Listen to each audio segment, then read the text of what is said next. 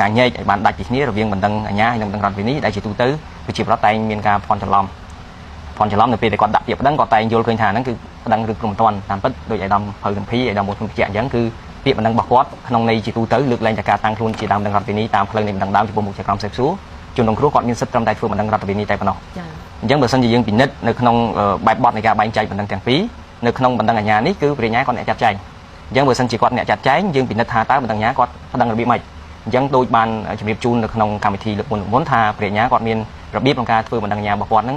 យើងអាចសរុបជាពីរធំទីមួយគឺការប្តឹងអំពីបណ្ដឹងអាជ្ញានេះទៅចំពោះមុខជាក្រុមសេពសួរដែលគេហៅថាប្តឹងនៅចំពោះមុខយុត្តាធិការសេពសួរទីពីរគឺប្តឹងនៅចំពោះមុខយុត្តាធិការជំនុំជម្រះហើយខ្ញុំអាចបញ្ជាក់ជូនដោយសាមញ្ញថាប្តឹងនៅចំពោះមុខយុត្តាធិការសេពសួរនេះគឺបានន័យថាជាទម្រង់មួយដែលក្នុងនោះគឺព្រះញ្ញាគាត់ប្តឹងទៅជាក្រុមសេពសួរគឺបានន័យថាគាត់បើកការសេពសួរតាមរយៈកិច្ចមួយគេហៅថាដីកាសន្និដ្ឋានជំនុំសេពសួរអញ្ចឹងនៅពេលដែលគាត់ធ្វើដីកាសន្និដ្ឋានជំនុំសេពសួរបញ្ជូនទៅជាក្រុមសេពសួរគឺមានន័យថាគាត់ធ្វើបណ្ដឹងអាជ្ញានៅចំពោះមុខយុត្តាធិការសេពសួរទីពីរក្នុងករណីមួយចំនួនគឺគាត់អាចប្តឹងដោយផ្ទាល់ទៅតុលាការព្រហ្មទណ្ឌដើម្បីធ្វើការជំនុំជម្រះតែម្ដងនៅក្នុងករណីនេះគឺគាត់ប្រើនីតិវិធីពីរយ៉ាងនីតិវិធីទី1គេឈ្មោះថានៃការកោះហៅបញ្ជូនទៅជំរះផ្ទាល់ដែលជានីតិវិធីមួយសាមញ្ញជាងគេសម្រាប់បទល្មើសតូចតាចហើយនីតិវិធីទី2គឺនីតិវិធីដែលគេហៅថាកំណត់ហេតុស្ដីពីការបង្ហាញខ្លួនភ្លាមតែនីតិវិធីប្រើចំពោះបទល្មើសមជ្ឈិមជាក់ស្ដែងហើយតែចំណុចនេះគឺកម្មវិធីយើងបានបកស្រាយជូនលើកមុនរួចម្ដងហើយនេះគឺតាក់ទងជាមួយបណ្ដឹងអាជ្ញាចំពោះបណ្ដឹងរដ្ឋប្រវេណីវិញរបៀបប្តឹងនេះគឺខ្ញុំចង់ផ្ដោតជាសំខាន់ព្រោះវាពាក់ព័ន្ធជាមួយនឹងប្រជាពលរដ្ឋដោយផ្ទាល់នៅពេលដែលប្រជាពលរដ្ឋទទួលរងគ្រោះពាក្យប្តឹងក្នុងរឿងរដ្ឋវិន័យបាននៃបណ្ដឹងរដ្ឋវិន័យនេះដោយអាដាមមុនបញ្ជាក់ថាជាបណ្ដឹងពីរដាច់ដោយឡែកពីគ្នាអត់ជាប់គ្នាទេប៉ុន្តែជាបណ្ដឹងដែលមានទំនាក់ទំនងជិតស្និទ្ធនឹងគ្នាអញ្ចឹងនៅក្នុងនេះរបៀបការប្តឹងគឺយើងអាចពិនិត្យឃើញមានពីរធំទី1គឺជនរងគ្រោះអាចប្តឹងរួមជាមួយនឹងនីតិវិធីព្រហ្មទណ្ឌតែម្ដងមានន័យថាម៉េចមានន័យថានៅពេលដែលបរិញ្ញាគាត់ចាត់ចែងបណ្ដឹងអាជ្ញាហ្នឹងបានន័យថាគេចោទប្រកាន់ជនល្មើសទៅតុលាការផ្ដន្ទាទោសគឺភាគីដែលជាជនរងគ្រោះហ្នឹងគាត់មានសិទ្ធិចូលរួមនៅក្នុងនីតិវិធីហ្នឹងសុំទាមទារសំណងតែម្ដងបាទការខូចខាតអាហ្នឹងគឺជាវិធីមួយវិធីហ្នឹងរួមគ្នាប៉ុន្តែវិធីមួយទៀតគឺភាគីជនរងគ្រោះហ្នឹងក៏អាចដាក់ពាក្យប្តឹងញែកដាច់ពីបណ្ដឹងអាជ្ញាដែរគឺគាត់អាចសុំទៅតុលាការរដ្ឋប្រវេណីមានន័យថាម៉េចមានន័យថាព្រះញ្ញាគាត់ចោទប្រកាន់អីចឹងទៅហើយគេបណ្ដឹងអាជ្ញាគាត់ចាត់តាមនីតិវិធីនៃរឿងព្រហ្មទណ្ឌប៉ុន្តែនៅក្នុងរឿងព្រហ្មទណ្ឌនេះអត់មានអ្នកសុំសំណងការខូចខាតទេហើយភាគីជនរងគ្រោះក៏គាត់អត់តាំងខ្លួនជាដើមបណ្ដឹងរដ្ឋវិន័យដើម្បីទាមទារសំណងក្នុងនីតិវិធីព្រហ្មទណ្ឌដែរប៉ុន្តែគាត់អាចទៅតាំងខ្លួនជាដើមបណ្ដឹងរដ្ឋវិន័យដើម្បីទាមទារសំណងនេះនៅចំពោះមុខតុលាការរដ្ឋវិន័យវិញអញ្ចឹងនីតិវិធីនេះត្រូវបែកគ្នានៅពេលបែកគ្នាយ៉ាងដូចនេះក្នុងច្បាប់ដោយសារវាពាក់ព័ន្ធជាមួយអង្គហេតុតែមួយគឺថានៅក្នុងករណីនេះតុលាការរដ្ឋវិន័យដែលទទួលបណ្ដឹងទាមទារពីជនរងគ្រោះដើម្បីទាមទារសំណងជួសជុលការខូចខាតហ្នឹងបើសិនជាគាត់បានទទួលបណ្ដឹងដោយសារអង្គហេតុវាពាក់ទងបទល្មើសហើយបើសិនជាបទល្មើសនេះដំណើរការនីតិវិធីព្រហ្មទណ្ឌកំពុងតែចាត់ចែងទៅលើបណ្ដឹងអាជ្ញានៅក្នុងករណីនេះគឺតុលាការរដ្ឋវិន័យត្រូវផ្អាកសិននិយាយម្យ៉ាងទៀតគេថារឿងព្រហ្មទណ្ឌបង្អង់រឿងរដ្ឋវិន័យទុកមួយលើសិនមានន័យថាតុលាការរដ្ឋវិន័យនឹងមិនអាចសម្រេចអំពីសំណងទៅឲ្យជនរងគ្រោះបានទេដរាបណាតុលាការព្រហ្មទណ្ឌមិនទាន់សម្រេចជាសាពោថាជននោះមានទោសនេះគឺជាបញ្ហាមួយដែលនៅក្នុងច្បាប់គេឲ្យឈ្មោះថារឿងព្រហ្មទណ្ឌបង្អង់រឿងរដ្ឋវិន័យទុកមួយលើសិនដែលរឿងនេះវាខុសពីករណីមួយទៀត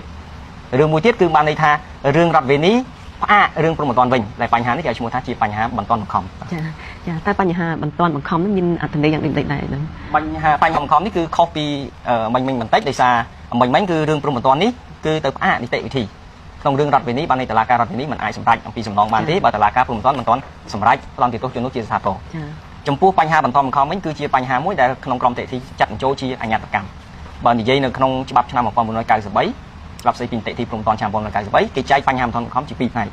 ទី1គឺបញ្ហាបន្ទាន់បង្ខំចំពោះបណ្ដឹងអាជ្ញាហើយទី2គឺបញ្ហាបន្ទាន់បង្ខំចំពោះសាក្រមប៉ុន្តែដើម្បីសម្រួលនីតិវិធីក្នុងក្រមនីតិវិធីព្រហ្មទណ្ឌយើងបង្កើតឲ្យមានតែបញ្ហាបន្ទាន់បង្ខំចំពោះសាក្រមនិយាយដោយសាមញ្ញមានន័យថ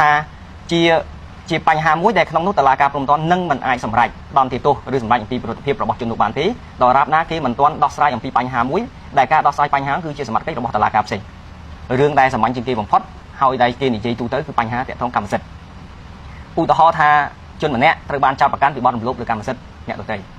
គេថាតុលាការព្រហ្មទណ្ឌនឹងមិនអាចសម្រេចអំពីបញ្ហាការរំលោភលើកម្មសិទ្ធិអ្នកដទៃបានទេប្រសិនបើភាគីម្ខាងទៀតគាត់អះអាងថាដីនោះកម្មសិទ្ធិនោះគឺជាកម្មសិទ្ធិរបស់គាត់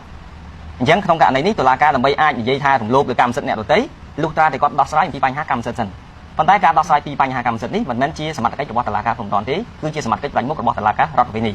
អញ្ចឹងបានន័យថាគាត់ត្រូវលើកពីបញ្ហាអញ្ញត្តកម្មនេះនៅក្នុងសវនកម្មមុនពេលដែលគេលើកឡើងអំពីអង្គសេចក្តីអញ្ចឹងតុលាការគាត់ពិនិត្យអំពីបញ្ហាបន្ទាន់បង្ខំគាត់អាចពិនិត្យយ៉ាងដូចម្ដេចគាត់អាចពិនិត្យថាករណីនេះមានបញ្ហាបន្ទាន់បង្ខំកើតឡើង ហើយបើសិនជាគាត់ដោះស្រាយពីបញ្ហាសំខាន់នេះគឺវាអាចនាំទៅដល់ការលុបចោលនៅចរិតបទល្មើសព្រមទាំងឧទាហរណ៍ដូចមិញនៅក្នុងការរំលោភលើកម្មសិទ្ធិឧទាហរណ៍ថាគេរំលោភលើកម្មសិទ្ធិរបស់បុគ្គលកប៉ុន្តែបើសិនជាថាខរំលោភលើកម្មសិទ្ធិរបស់បុគ្គលកប៉ុន្តែបើសិនជារកឃើញថាកម្មសិទ្ធិនោះគឺកម្មសិទ្ធិរបស់លោកខអញ្ចឹងមិនអាចជាករណីបទល្មើសព្រមទាំងរំលោភលើកម្មសិទ្ធិរបស់លោកកទេអញ្ចឹងបញ្ហានោះគឺជាបញ្ហាសំខាន់ដែលត្រូវដោះស្រាយហើយក្នុងក្រមយើងក៏បានចែងពីរបៀបក្នុងការដោះស្រាយពីបញ្ហានេះដែរហើយយើងចាត់ទុកវាថាគឺជាបញ្ហាសំខាន់ចំពោះសាក្រមនៅមានករណីប្រហាក់ប្រហែលគ្នាដែរដែលអាចចូលជាបញ្ហាអញ្ញត្តកម្មប៉ុន្តែករណីគឺជាករណីដោយឡែកទេដែលមានចែងក្នុងច្បាប់តាក់ទងជាមួយនឹងការប្រតិបត្តិរបស់ក្រមសាធម្មនុញ្ញគឺតាក់ទងការពិនិត្យធម្មនុញ្ញភាពនៅក្នុងករណីមួយចំនួននោះគឺប្រសិនបើភាគីគាត់យល់ឃើញថាមានច្បាប់ណាមួយផ្ទុយនឹងរដ្ឋធម្មនុញ្ញគាត់ក៏អាចលើកអំពីបញ្ហាអធម្មនុញ្ញភាពនៃច្បាប់ដែរអញ្ចឹងក្នុងករណីនេះគឺតុលាការដែលទទួលហ្នឹងគាត់អាច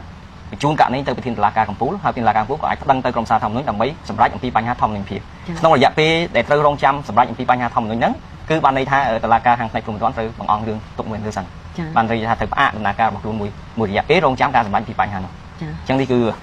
បញ្ហាសំខាន់ដែលខ្ញុំសូមអនុញ្ញាតជម្រាបជូនទៅត្រួសនៅក្នុងក្រមនីតិព្រំដែនរបស់យើងចាអាដាមមានជាបន្ថែមបាទសូមថ្លែងអរគុណលោកស្រីពីករណីខ្ញុំបាទមានចំណុចមួយចំនួនដែលតាក់ទងនឹងបណ្ដឹងរដ្ឋវិន័យដែលត្រូវបន្ថែមចំណុចមួយចំនួនដូចតទៅដែលចំណុចទី1ដែលតាក់ទងជាពិសេសទៅលើកម្មវត្ថុនៃបណ្ដឹងរដ្ឋវិន័យតើបណ្ដឹងរដ្ឋវិន័យអាចធ្វើប្រឆាំងនឹងអ្នកខ្លះជាគោលការណ៍គឺបណ្ដឹងរដ្ឋវិន័យបានអាចធ្វើប្រឆាំងជាមួយនឹងចារីសហចារីអ្នកផ្ដឹងពិនិត្យអ្នកសំពិនិត្យហើយនិងអ្នកទទួលខុសត្រូវរដ្ឋវិន័យនេះគឺជាកម្មវត្ថុនៃបណ្ដឹងរដ្ឋវិន័យចំណុចមួយទៀតអំពីតាក់ទងជាមួយនឹងការទទួលខុសត្រូវក្នុងករណីដែលអំពើល្មើសមួយត្រូវបានប្រព្រឹត្តឡើងដោយមានអ្នកប្រព្រឹត្តច្រើនគ្នាមានទាំងអ្នកសហចារីនិងអ្នកផ្ដឹងគំនិតហើយនៅពេលដែលតុលាការព្រហ្មទណ្ឌសម្រេចផ្តន្ទាទោសជំនួសអំពីអំពើល្មើសដែលគេបានផ្ដឹងមកហើយប្រកាសពីប្រតិភិបហើយសម្រេចអំពីសំណងរដ្ឋវិន័យទៅដល់ដើមបណ្ដឹងរដ្ឋវិន័យនេះគឺជនទាំងនេះត្រូវទទួលខុសត្រូវចំពោះសំណងរដ្ឋវិន័យដោយសាមគ្គីភាពន័យថាត្រូវតែទទួលរួមសាមគ្គីគ្នាសងសំណងរដ្ឋវិន័យទៅដល់ដើមបណ្ដឹងរដ្ឋវិន័យចំណុចចុងក្រោយដែលខ្ញុំបានចង់បញ្ជាក់ដែរអំពីសារជាតិនៃបណ្ដឹងរដ្ឋវិន័យដែលកើតចេញពីរឿងក្តីព្រហ្មទណ្ឌនិងសារជាតិនៃបណ្ដឹងរដ្ឋវិន័យដែលចេញពីរឿងក្តីរដ្ឋវិន័យសិទ្ធិសាស្ត្រគឺខុសគ្នាត្រង់ចំណុចមួយតាក់ទងនីតិវិធីនៃការអនុវត្តបណ្ដឹងរដ្ឋវិន័យដែលកើតចេញពីរឿងក្តីព្រហ្មទណ្ឌជាពិសេសក្នុងពេលដែលតុលាការសម្រេចឲ្យសងសំណងឬក៏បង់ជំងឺចិត្តទៅដល់ដើមបណ្ដឹងរដ្ឋវិន័យអាចជាកម្មវត្ថុនៃការដាក់គេថាបង្ខំដល់រូបកាយក្នុងករណីដែលពិរិទ្ធជនអាចមិនសងទៅដល់ដើមបណ្ដឹងរដ្ឋវិន័យចំណែកបណ្ដឹងរដ្ឋវិន័យដែលកើតចេញពីរឿងក្តីរដ្ឋវិន័យសិទ្ធិសាស្ត្រឧទាហរណ៍ថាកាតព្វកិច្ចដែលកើតចេញពីកិច្ចសន្យាហើយតុលាការសម្រេចឲ្យចុងចម្លើយអនុវត្តកាតព្វកិច្ចដែលកើតចេញពីកិច្ចសន្យាតាមសាលក្រមនេះឆ្នេះសំណងដែលសម្រេចដោយតុលាការក្នុងរឿងក្តីរដ្ឋវិន័យសិទ្ធិសាស្ត្រនេះមិនអាចជាកម្មវត្ថុនៃការបង្ខំដល់រូបកាយដូចនៅក្នុងបណ្ដឹងរដ្ឋវិន័យក្នុងរឿងក្តីព្រហ្មទណ្ឌបានទេបាទចាហើយដល់មានអីទៀតចង់បន្ថែមបន្តិចពីសារមិញខ្ញុំបានបញ្ជាក់ជូនថារបៀបក្នុងការប្តឹងក្នុងរឿងរដ្ឋវិន័យនេះគឺភាគីជនរងគ្រោះគាត់មានសិទ្ធិដាក់ពាក្យប្តឹងទៅតុលាការព្រហ្មទណ្ឌក៏បានរួមជាមួយនីតិវិធីព្រហ្មទណ្ឌដែលចាត់ការដោយអាយកាឬមួយក៏ដាក់ទៅតុលាការរដ្ឋវិន័យប៉ុន្តែខ្ញុំចង់លម្អិតបញ្ជាក់ជូនជាពិសេសចំពោះបងប្អូនជាបរិបទដែលជាជនរងគ្រោះអំពីរបៀបក្នុងការដាក់ពាក្យប្តឹងរួមជាមួយក្នុងនីតិវិធីព្រហ្មទណ្ឌអញ្ចឹងនៅក្នុងនេះយើងឃើញថាក្នុងរឿងព្រហ្មទណ្ឌគឺវាមានដំណាក់កាលច្រើនដូច្នេះប្រសិនបើជាជនរងគ្រោះនៅក្នុងបទល្មើសភាគីជនរងគ្រោះគាត់មានសិទ្ធិដាក់ពាក្យប្តឹងនៅច្រើនដំណាក់កាលនៃនីតិវិធីគាត់អាចចូលរួមនីតិវិធីនៅច្រើនដំណាក់កាលទី1គឺគាត់អាចដាក់ពាក្យប្តឹងដំបូងគេទៅក្នុងក្របខ័ណ្ឌស៊ើបអង្កេតគឺបានទៅនគរបាលយុតិធធឬមួយក៏ទៅអัยកា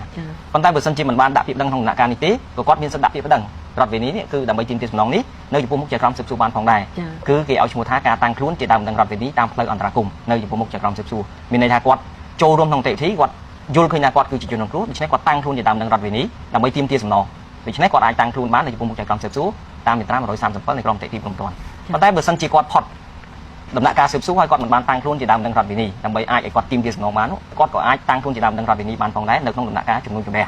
អញ្ចឹងកន្លែងនេះគឺគាត់អាចតាំងខ្លួនជាដើមបណ្ដឹងរដ្ឋវិន័យរួមទាំងនៅក្នុងដំណាក់កាលពេលសាវនាការក៏បានដែរបាទប៉ុន្តែមាននីតិវិធីមួយលក្ខខណ្ឌមួយចំនួនគឺបានន័យថាគាត់ត្រូវចាប់ដើមដំបូងគេហ្នឹងគឺគាត់ត្រូវតាំងខ្លួនជាដើមបណ្ដឹងរដ្ឋវិន័យតែម្ដងចា